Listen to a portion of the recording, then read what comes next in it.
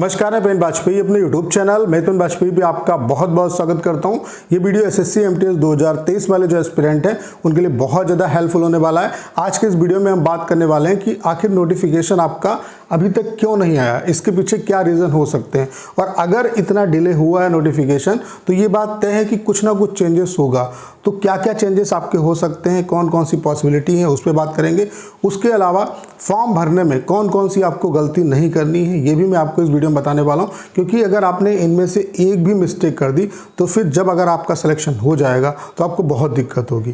तो आपके लिए वीडियो बहुत ज़्यादा हेल्पफुल होने वाला है। बस आप सभी से रिक्वेस्ट है कि इस वीडियो को आप पूरा देखें। तो चलिए स्टार्ट करते हैं। सबसे पहले मैं आपको दिखा देता हूँ, आप लोग कैलेंडर देख पा रहे होंगे। कैलेंडर में जो नोटिफिकेशन आपका आना था एसएससी एमटीएस 2023 का, वो 14 जून से आना था। 14 जून से आपके फॉर्म भरना स्टार्ट होते और ये 14 जुलाई तक चलते, लेकिन अभी तक आपका नोटिफिकेशन नहीं है। तो आप खुद देख सकते हैं कि एसएससी जब भी, अभी तक आपने देखा होगा कि सीजीएल के केस में भी, सीएचएसएल के भी केस में, कि नोटिफिकेशन अगर डिले हुआ है तो कोई ना कोई बदलाव ज़रूर हुआ है। तो ये बात तो कंफर्म है कि कुछ ना कुछ तो चेंजेस होगा। और क्यों नोटिफिकेशन डिले हो रहा है उसका रीज़न मैं आपको बता देता हूं कि क्या क्या पॉसिबिलिटी हो सकती है। मे बी ये भी पॉसिबिलिटी हो सकती है कि वैकेंसी का अपडेशन जो है वो एसएससी के पास अभी तक नहीं आया हो, और चूँकि क्या होता है कि एक प्रोजेक्टेड वैकेंसी बतानी पड़ती है, तो वैकेंसी जो अपडेशन है वो भी एक इशू हो सकता है। उसके अलावा एसएससी हो सकता है कि इस पॉइंट पे भी विचार कर रही हो कि एज रिलैक्सेशन दिया जाए, क्योंकि 2024 में इलेक्शन है। तो इलेक्शंस को देखते हुए बच्चों को, और ये मांग भी उठी, क्योंकि 2023 का जब सीजीएल 2023 का नोटिफिकेशन आया था तो ढेर सारे बच्चों ने प्रोटेस्ट भी किया था कि उनको एज रिलैक्सेशन मिलनी चाहिए। तो मे बी ये पॉसिबिलिटी है कि इस पर भी एसएससी विचार कर रही हो। मैं आपको यहाँ पे ये बता रहा हूँ कि कौन कौन सी पॉसिबिलिटी बन सकती हैं कि नोटिफिकेशन जिस वजह से डिले आपका हो रहा है। उसके अलावा ये भी एक पॉसिबिलिटी बन सकती है कि पैटर्न में थोड़ा सा माइन्यूट चेंज किया जाए। बहुत ज़्यादा चेंज नहीं होगा, क्योंकि एसएससी पैटर्न 4 से 5 साल में एक बार चेंज करती है। यहाँ पे क्या दिक्कत है कि एसएससी ने जो एमटीएस का पैटर्न चेंज किया उसमें वो सेशन 1 जो है उसको सिर्फ क्वालिफाइंग कर रहे हैं, और जो कट ऑफ आपकी बनेगी वो सेशन 2 के बेसिस पे बनेगी, जो सिर्फ आपका जीके जीएस और आपका इंग्लिश है, इसके सेक्शन के बेसिस पे बनेगी। मैथ और रीजनिंग का कोई वजूद ही नहीं है, क्योंकि इसमें सिर्फ आपको क्वालिफाई करना है। तो कैसे बच्चे छटनी करोगे?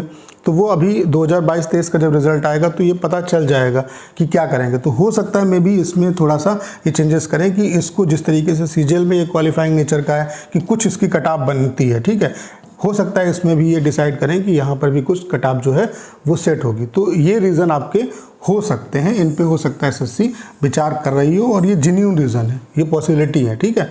और कोई ना कोई चेंजेस आपको जरूर देखने को मिलेगा, इतना बात तो तय है। नोटिफिकेशन कब तक आएगा? तो बहुत ज़्यादा डिले नहीं होगा, ठीक है। नोटिफिकेशन आपको बहुत जल्द देखने को मिल जाएगा, ठीक है। इस मंथ में नोटिफिकेशन आपका आना ही आना है, ठीक है।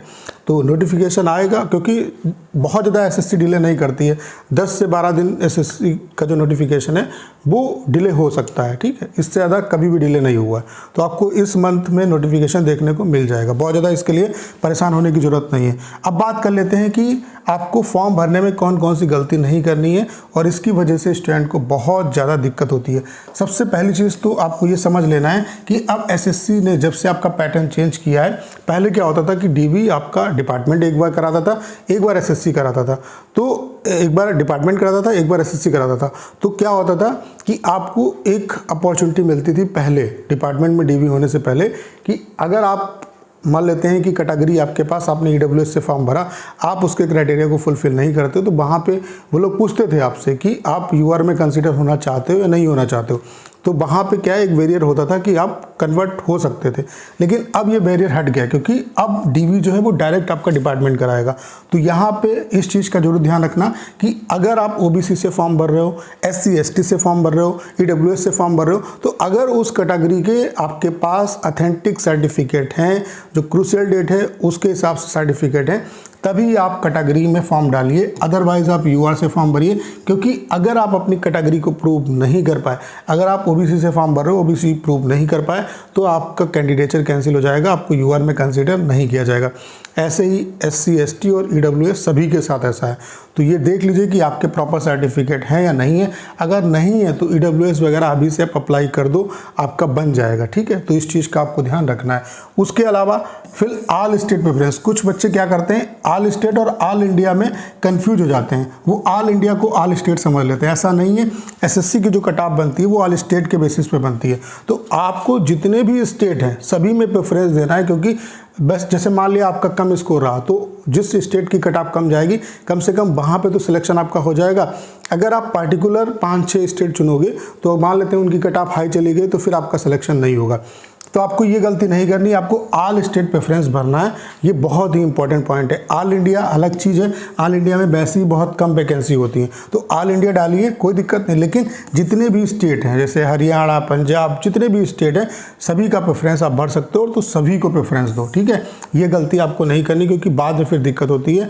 पता चलता है आपको कि आप अगर किसी स्टेट की कट ऑफ कम चली गई, आपने वो स्टेट भरा ही नहीं, तो फिर आपको अफसोस होता है जब आपका सिलेक्शन नहीं होता है, ठीक है।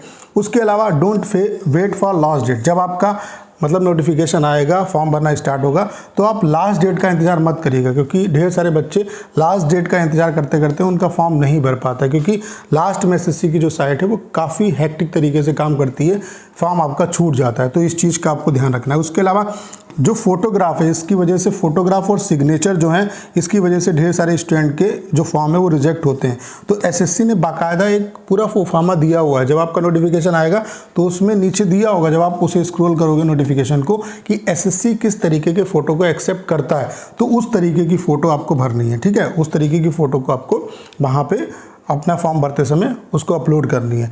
तो प्रॉपर फोटो डालिए, प्रॉपर सिग्नेचर करिए, इसमें गलती नहीं करनी, क्योंकि फ़ोटो की वजह से अगर रिजेक्ट हो जाएगा तो फिर पूरी मेहनत आपकी बेकार हो जाएगी। पता चला आपकी अच्छी प्रिपरेशन है और आप एग्ज़ाम ही नहीं दे पाओ। तो ये जो पॉइंट्स हैं इनको आपको ध्यान रखना है।